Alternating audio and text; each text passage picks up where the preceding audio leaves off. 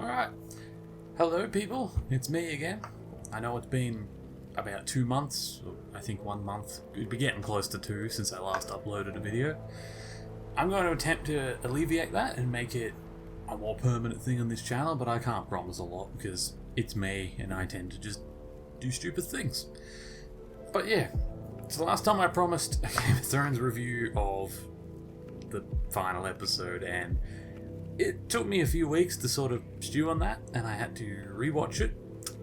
And I've decided that episode isn't really worthy of me giving a whole proper review video to, so I'll just quickly go over it here. My thoughts of Game of Thrones final is Dan and Dave need to never run a show ever again. Maybe. Actually, that might be a little harsh. See, the thing is, I hate the way Dan and Dave did the season. You can tell it's rushed, it was unplanned. They either didn't plan on finishing this quickly, or when they worked out they were going to finish this quickly, they didn't know how to do it, so they just threw it out there and hoped people would like it.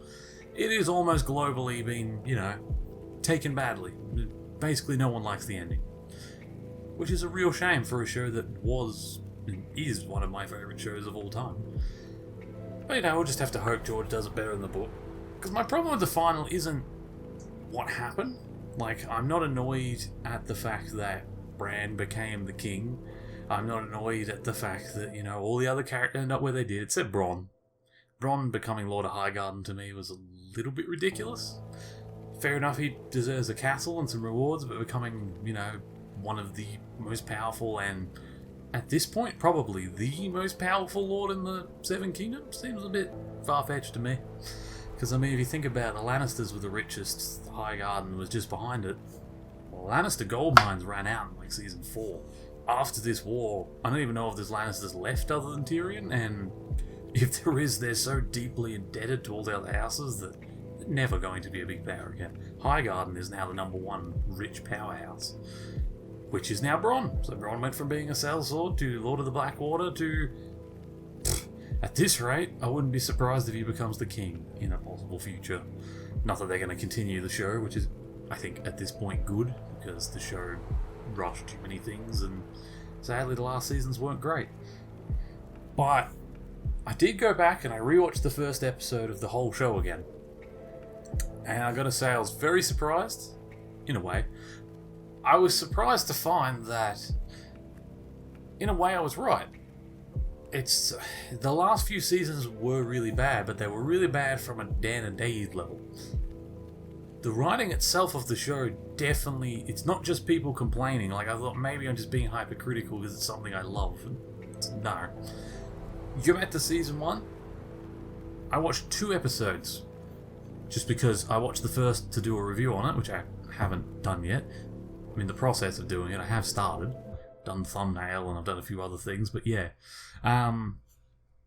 In the process of watching it for that, I just enjoyed it so much that I watched episode 2 straight after and then thought, oh crap, I better stop because I'm meant to watch another episode next week. But yeah, I watched it and it was brilliant. The writing, the build-up, I tried, of course I know where they're all going to end up now. I've read the books, I've watched the whole show, but doesn't really take away, for me at least, from the fact that, what do you call it? That their first episode was really well done. Not even just the writing, because I suppose to a point we can ignore the writing because it's based on George's writing, and George is a brilliant writer. So, of course the writing's good, but the timing of the episode, the casting of the cast when you first meet them, perfect. Everything. I don't think there's a single character in episode 1 that I didn't like. Well, actually, no. There's characters that I don't like, but there's there's no bad casting.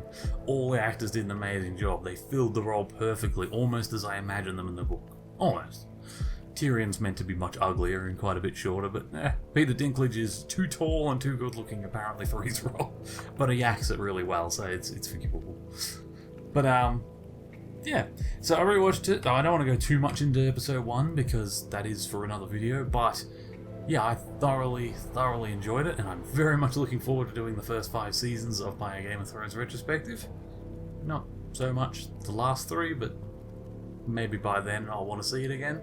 And hell, a few people have said that maybe watching Season 8 back to back instead of waiting a week in between episodes might help me change my mind a little. I highly doubt it. Maybe though. I'm willing to watch it again and give it a shot. But yeah, so that's my Game of Thrones news. Basically the same as everyone else's. A little disappointed. More than a little disappointed. And Dan and Dave need to never run anything that I love ever again, because they just acted like Disney and ran it into the ground. And ironically, they're going off to work for Disney now to work on Star Wars, another franchise that I could talk endlessly about how it's been destroyed by another company. But yeah, let's not worry about that. So yeah, that's my thoughts on Game of Thrones. So what else have I been up? Well, what else have I been up to, and what else has been going on lately? Because it's a lot. The last few weeks have been crazy, both personally and globally, but I'd say more crazy globally. Like, the situation in Iran is getting scary. Like, to the point where I'm actually a little worried that the war might start with Iran. And no, I don't think it's Trump's fault. In fact, actually, Trump called off the airstrike that probably, almost definitely would have started the war. Whether Iran actually shot down the drone or not, we're not sure. Whether they attacked the tanker or not, we don't know. It could have also just been a terrorist group that wanted to escalate tensions so that Iran would fight America. That's also just as justifiable. Who knows? But Trump called off the airstrike that would have killed 150 people in Iran, and almost certainly would have had a response from Iran that would have been war. There's a lot of speculation about what's going on now. Apparently there's a big cyber war going on between America and Iran, going at it with each other, and I wouldn't be surprised if, Chinese firms have been brought in by Iran to help them out with that. But yeah, that's insane. And we all just have to hope that it doesn't lead to World War III, which we don't want. If it does, I guess the channel might slow down a bit, because I'll probably have to go sign up. Well, I don't have to, but I would. Because, yeah, we'd inevitably be dragged in here in Australia if America went to war, because that's what we do. We support America, and I do agree we should. I would not like to see America toppled by the likes of, say, China and Iran, and then have us be surrounded by them. I'd rather work with our friends. But, yeah, there's also been the protests over in Hong Kong over the extradite law. That was crazy. I haven't seen civilians within China stand up to their government like that in a long time. Like, there's been a few occasions, but never to this scale. Like, there's been protests, there's been journalists that have been actively going after them and trying to get stories. There's been people, leaking information, but never before have I seen the amount of people that came. Like, Hong Kong, it felt like their population mobilized. In fact, I think they're still mobilized. I looked a day or two ago and they were still going. Like, it's crazy. They're still there. And it's great. I just really hope it doesn't turn into, Tiananmen Square 2.0, where the Communist Party rolls in the tanks and decides that the public is not acting within the party interest, and we need to run them over with tanks and then tell the world it never happened. Because that's what they do. But yeah, so that's... Global events have been a bit wacky. Other than those two, I'm trying to think. I don't think nothing else major happened. There was the EA calling loot boxes surprise mechanics thing that everyone's memed the shit out of, that I've just loved, because yeah, I actually like that governments are getting involved with that, because loot boxes it's a slot machine essentially in a video game that you pay money into. Play the slots, you might get something you decently want. There's a lot of children in there, and the studies on whether it affects childhood minds, I'd imagine, haven't been done on video games specifically, but I mean, video games, of course, they don't really affect children. I can speak as well as most of my friends to say that video games helped my mental health a lot. Probably wouldn't be here. I probably would have killed myself many years ago had I not had video games as an outlet out of real life. But having slot machines in there, like, that was never a thing. When I was a kid, you bought a game, you brought it home, you played it on your console or your PC, but you had a hard copy. There was no downloadable content. Like, when I was a little kid anyway, it started to come in as I got older. Probably my mid to late teenage years was when downloadable content started to become more and more regular. It used to be you'd buy the game, you would bring it home, you'd install it on the computer or on the console, you just put it in and boot it up. You would play it, maybe a year or two later, usually mostly for PC games I noticed, but occasionally for things like on The Sims, I think on PS2 they had them. They would have DLC packs, well, expansion packs they were then, and they had a lot more content than what most DLC does today. You go pick that up for like half of a regular game price, and again, you'd put it in and boot it up, and it would usually work off your, on a console, like memory card. It would work off your memory card's memory of the main game, and then say, yes, tick needed thing on the list, you have other game, you have save file, you can now open this, and then you play the expansion, which was cool. Like, when I was a kid, that was the most exciting thing in the world, getting an expansion. It was awesome. It was like, this game I loved already just got a whole lot longer. Holy crap. These days, no one cares about DLC because every game has 30 of them. They're all tiny things like horse armor. There's a lot of crap like that that's just shoved into games now, and the slot machine, by far the worst. Like, I have never seen anything like that in games before. It's terrible.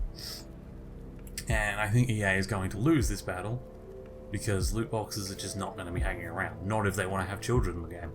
And unless they want to up their rating to R18 plus on all of their games, so that children are not supposed to legally be playing it, because they're minors, and minors can't gamble, and they'd also have to add gambling addiction warnings, and probably things in-game too, that when you click on loot box buy, it would say, are you sure this can lead to gambling addiction, and possibly put limitations on how much they can sell. Which of course they'll hate because they make a shit ton of money out of. They're not going to want to do that. But I think in the end they're going to lose, and some of that is going to be implemented. Legally, I think it'll be put into the companies that they have to. Which I don't think overly is a bad thing. I've read a lot of terrible stories about like little kids not really understand. They're little kids, that's the other thing. They don't really understand the concept of money. They think they do, but I mean, think back to when you were 6. Your dad gives you $5 and you were so excited because, oh, I have $5. You thought it was the best thing ever. Till you get older and realize $5 barely buys you milk and a loaf of bread because life is just so expensive and money doesn't go nearly far enough.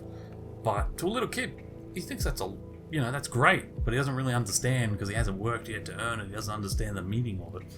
So kids play these games on like tablets and all these basic games with all of these loot box and aggressive tactics that they put in there to try and force you to buy their shit.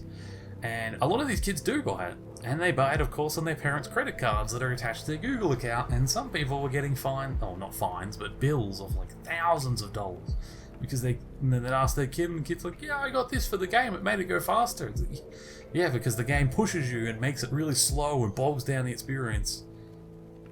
Skipped frames a few seconds ago. Now, why is it doing that? But it doesn't do that when I'm streaming anymore. That's interesting. Hang on. I just want to quickly skip frames a few seconds ago. We didn't drop frames, it just said it skipped one. Interesting.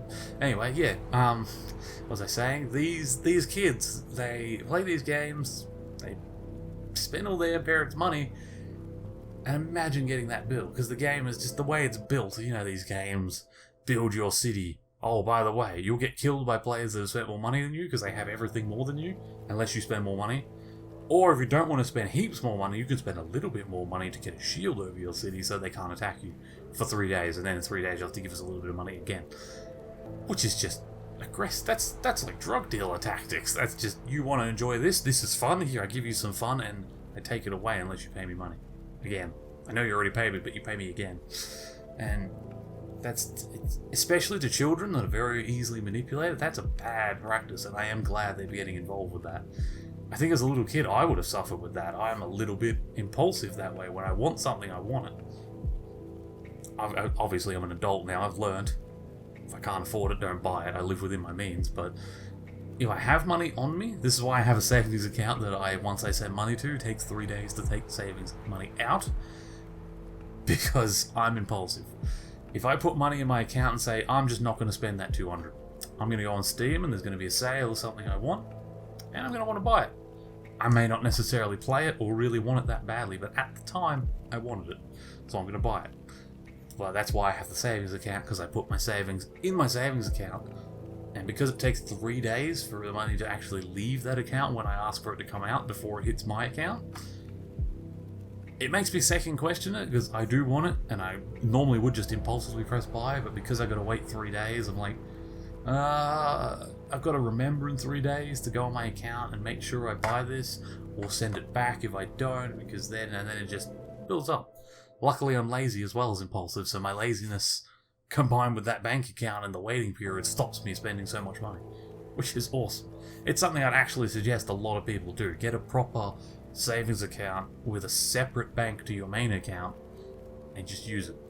It's actually really, it helps a lot when it comes to saving, especially because you don't see it every day, so you're not, really thinking about looking at it. Like, I tried having a separate tab in my bank.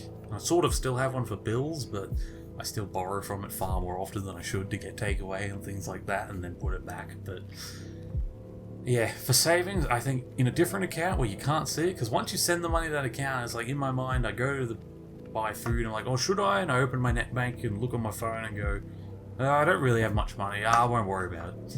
Whereas if I see my savings account on the same app, I'm going to be more tempted. But because I don't see it, I don't have money.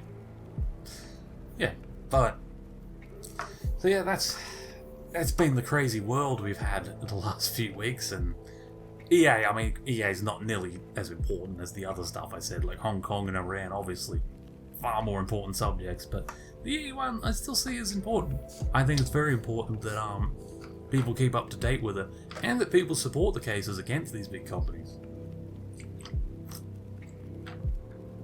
Oh, sorry, I'm just feeding my sarsaparilla addiction. My Riverport sarsaparilla, my favourite drink in the world. I absolutely love this stuff. I drink far too much of it. Although I don't really drink much alcohol or anything else anymore, and I don't smoke, so that's my poison now, is sarsaparilla. But yeah, so that's been the world events lately. Yeah, what have I done since I last vlogged or did a video? All I've really done... Well, actually, I've made some good progress on my book. I've written another 3 chapters, which I'm very happy with. I still haven't edited any of it. I still have to go through all the chapters and fix all my spelling mistakes, reread sentences that probably didn't make sense when I wrote them, because the way I write now, I get on a roll, and I just put my thoughts on the page. Once my thoughts run out, I hit full stop, I stop. I get up, I walk around, I go do something else. And I stew on it, because I'm the sort of person that my mind's always ticking. I'll be in bed, not quite tired, and I'll be thinking, where was that character? Where did I leave him? Who was he talking to? Where's he headed again? Alright. And I'll go through all these different scenarios in my mind of what it could do.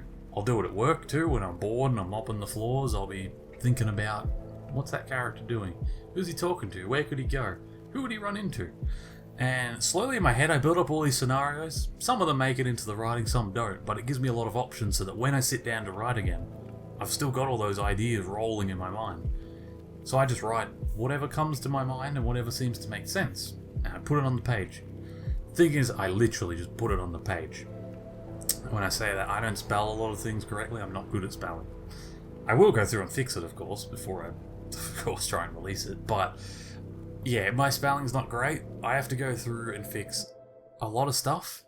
A lot of spelling. Some of my sentences, sometimes I don't structure properly, just because in the moment I'm writing a conversation and I'll write like a whole paragraph just in a few minutes, because he says this happens, he looks at this person, he does this, she looks at him, and then I'm just like, I keep full stop, next sentence, and I want to keep writing, because once I stop, I stop.